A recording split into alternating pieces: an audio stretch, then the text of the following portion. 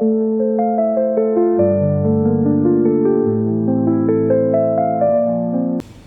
mirror on the wall, who's the fairest of them all?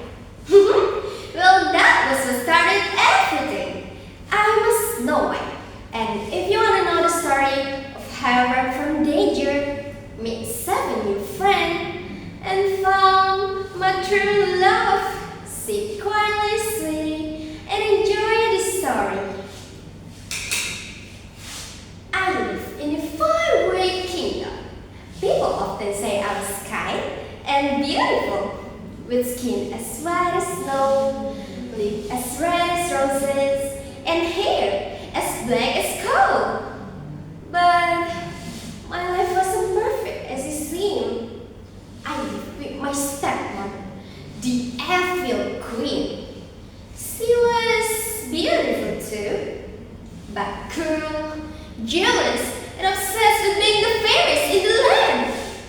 Every day she asked her magic mirror, mirror, mirror on the wall, who's the fairest of them all?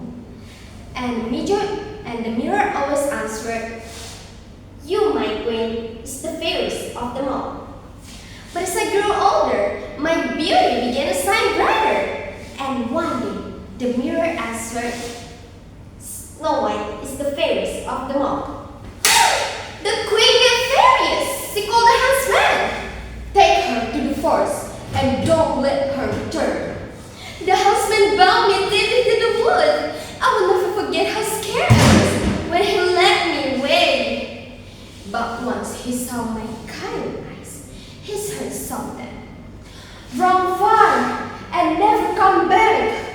I ran as fast as I could. My hair responding, chicken run, just one hair, and you can't give me some back. Until I saw a little cottage with 7 tiny beds, 7 bowls, and 7 chairs. Oh, tired, I lay down and fell asleep. That night, the dwarfs came home after work at the mountain. She's asleep. She looks tired and scared too. Let her stay, but be careful. I stay with the dwarfs, help with the chorus, and bring joy to their home. I was finally safe, or sort of. Far away, the queen asked her magic mirror again, and asked for still, Snow White is the fairest of them all. The queen get furious again. She used a dark magic to disguise herself as an old woman, and made a shiny red apple filled with sleeping curse. One day, when the dwarfs ran away, she came to the cottage. This is a special apple made for you. One bite, my dear, one bite. Well, guys, if someone was being kind to you, will you accept it or not? Exactly! So I took a bite and fell on the ground. I didn't remember what happened next, but the dwarfs told me that they came home and found me lifeless. Heartbroken, they placed me in a glass case surrounded by flowers. One day, a prince riding through the forest saw me. He had heard stories about me. He leaned down and kissed me gently. The spell was finally broken. I opened my eyes. The dwarfs cheered, and the prince smiled.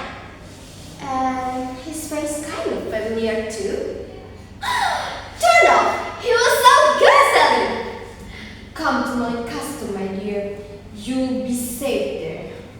But before I left, I hugged each dwarf tightly. I will never forget them. As for the queen, her engines settled her dark magic forever, and she was never seen again. And they lived happily ever